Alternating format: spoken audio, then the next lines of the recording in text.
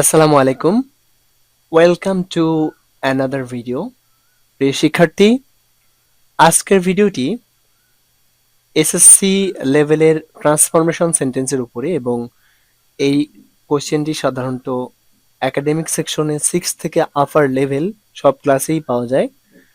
তো চলো শুরু করি। তো এসএসসি লেভেলে এই ট্রান্সফরমেশন সেন্টেন্সের উপরে টোটাল মার্কস থাকে 10।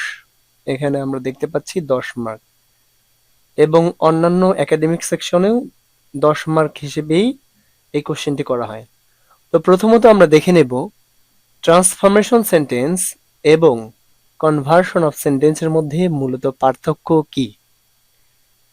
দেখে নেব কনভার্সন অফ সেন্টেন্স। মূলত এই আইটেমটি আমাদের ক্লাস 5 পর্যন্ত এসে থাকে, এর উপরে ক্লাসে সাধারণত দেওয়া হয় না এটা।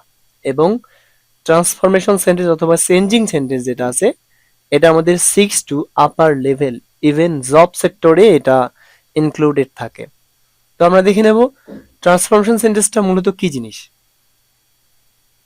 প্রিয় শিক্ষার্থী, ট্রান্সফরমেশন সেন্টেন্স, ট্রান্সফরমেশন মানে হচ্ছে পরিবর্তন, চেঞ্জিং সেন্টেন্স মানে বাক্য পরিবর্তন।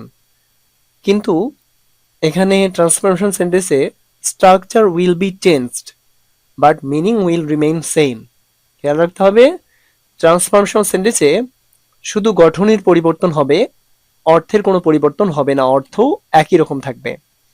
যেমন এক্সাম্পলে আমরা দেখতে পাচ্ছি he is a good student. এখানে এটা যদি আমরা ট্রান্সফরমেশন করি তাহলে হচ্ছে হি ইজ, এখানে নট নিয়েছি এবং গুড এর বিপরীত ব্যাড লিখেছি এবং স্টুডেন্ট ঠিক আছে। তো পুরা অর্থ যদি আমরা খেয়াল করি, সে একজন ভালো ছাত্র। এটা ট্রান্সফরমেশন হলো সে একজন খারাপ ছাত্র নয়। তার মানে গঠনগত দিক থেকে এখানে পরিবর্তন হলো, আগের সেন্টেন্সে নট ছিল না, এখানে নট নিয়ে এসেছি। আবার এখানে গুড ছিল, এখানে নিয়ে এসেছে ব্যাড। তার মানে গঠনগত দিক থেকে পরিবর্তন হলো, অর্থগত দিক থেকে কিন্তু একই থাকলো। সে ভালো ছাত্র, সে খারাপ ছাত্র নয়। তার মানে আমরা যদি খেয়াল করি যে ট্রান্সফরমেশন অফ সেন্টেন্সে শুধু গঠন পরিবর্তন হয়, অর্থ একই রকম থাকে। চলে যাব কনভার্সন অফ সেন্টেন্সে।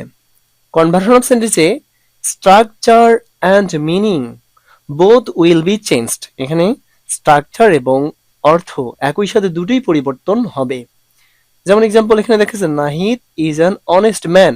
এই সেন্টেন্সটার মধ্যে বলা হচ্ছে যে নাহিদ একজন সৎ ব্যক্তি। আর চেঞ্জ করে দেখা যাচ্ছে এখানে Nahid is not an honest man. এখানে শুধু আগের সেন্টেন্সে আমরা দেখতে পাচ্ছি নট ছিল না, এখানে নট নিয়ে আসছি, তার মানে গঠনের পরিবর্তন হলো এখানে।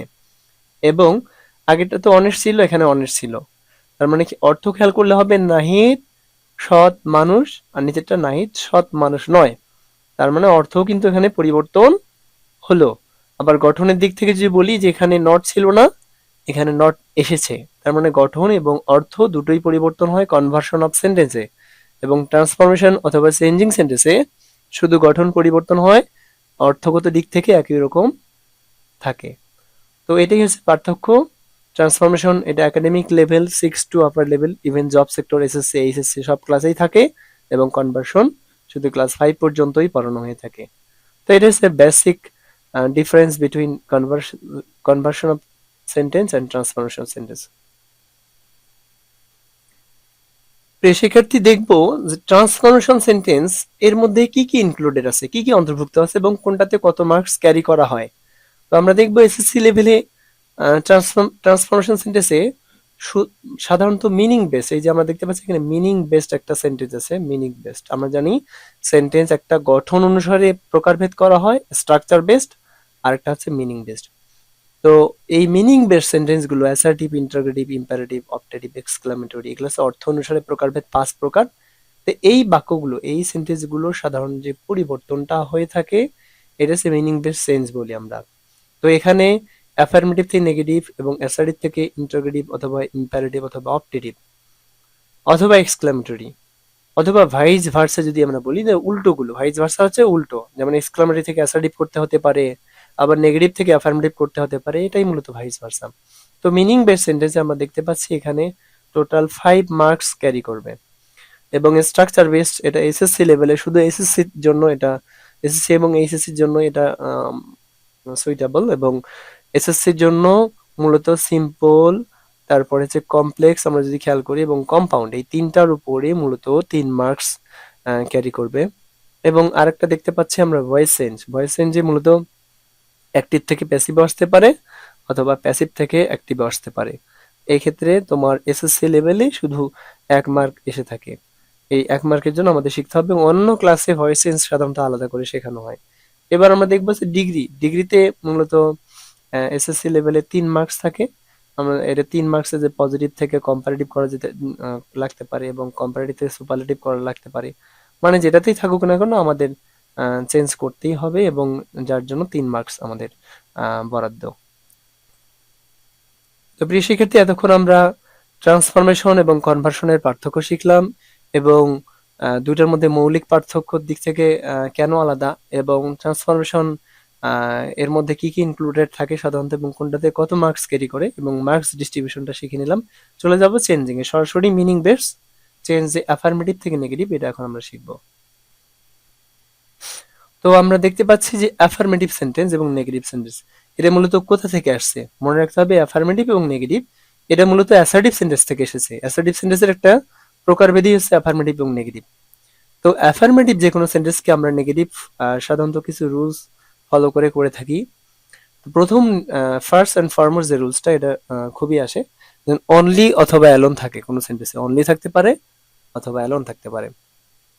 তো অনলি অথবা অ্যালোন যুক্ত কোনো অ্যাফার্মেটিভ সেন্টেন্সকে নেগেটিভ করার সময় ফর পারসন মানে ব্যক্তির জন্য আমরা নন বাট বসাবো। তারপরে ফর থিং বস্তুর জন্য আমরা বসাবো নাথিং বাট, এবং ফর এইজ অর নাম্বার বয়স অথবা সংখ্যার জন্য আমরা বসাতে পারি নট মোর দেন অথবা অর নট লেস দেন, যে কোনো একটি বসালেই হবে। তারপরে এটার আমরা এক্সাম্পল যদি খেয়াল করি, এখানে দেখো only, only Allah can help আস, যদিও আল্লাহ কি কোনো ব্যক্তি নন, বস্তু নন, তাহলে আল্লাহ হচ্ছে সবার উপরে, যিনি সর্বশক্তিমান, তবুও স্রষ্টা হিসেবে অনলির জায়গায় আমরা নন বাট বসাবো। নন বাটের মূলত অর্থ হচ্ছে ছাড়া, যেমন only Allah can help us, এর অর্থ হচ্ছে none but Allah can help us, মানে আল্লাহ ছাড়া আমাদের কেউ সাহায্য করতে পারে না, একমাত্র আল্লাহই করতে পারেন। তার মানে অর্থগত দিক থেকে একই থাকলো, শুধু গঠনগত দিক থেকে অনলির জায়গায় আমরা বসালাম নন বাট। তো এটাই তো আমাদের নিয়ম, যে ট্রান্সফরমেশনে গঠনের পরিবর্তন হবে কিন্তু অর্থ একই রকম থাকবে। চলে আসি পরেরটাতে, only he can do this. এখানে অনলি এর নিয়মটা আমরা দেখতে পাচ্ছি, অনলি, তাহলে অনলি দ্বারা কি বলছে, অনলি দ্বারা হি হচ্ছে ব্যক্তি বোঝাচ্ছে, তাহলে ব্যক্তির জায়গায় আমরা কি বসাবো, অনলি জায়গায় none but he can do this, পরের অংশ যা আছে তাই থাকবে। আবার দেখো এখানে আই লাইক অনলি সুইটস, এখানে অনলি দ্বারা কি বলছে, সুইটস, সুইটস কি, সুইটস থিং বস্তু, তাহলে এই জন্য আমরা সুইটের সামনে অনলি, যেমন অনলি উঠাই দিয়ে লিখবো নাথিং বাট। তাহলে আমরা প্রথমত দেখ ব্যক্তির জন্য নন বাট, বস্তুর জন্য নাথিং বাট, এবং আর যেমন নূর ইজ অনলি 24, তাহলে এখানে অনলি আছে, এবং অনলি দ্বারা কি বলছে, 24 এজ কে বোঝাচ্ছে। তো এরকম বয়স বোঝালে অথবা সংখ্যা বোঝালে আমরা নট মোর দ্যানও লিখতে পারি অথবা নট লেস দ্যানও লিখতে পারি।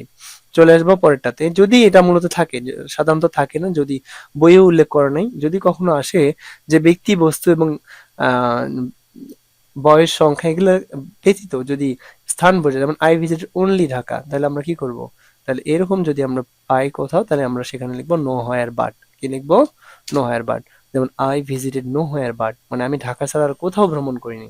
তো এই হচ্ছে তোমার অ্যাফার্মেটিভ থেকে নেগেটিভের নিয়ম।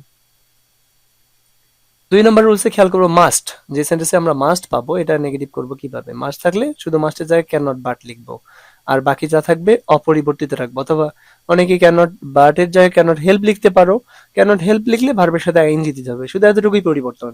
চলো আমরা এক্সারসাইজটা দেখে নিই। যেমন এখানে আছে উই মাস্ট, এখানে দেখতে পাচ্ছি এই সেন্টেন্সটা, we must pray for everyone, আমরা অবশ্যই সবার জন্য দোয়া করব। তাহলে মাস্টের জায়গা মিলে উই ক্যান নট বাট, ব্যাস হয়ে গেল, উই ক্যান নট বাট।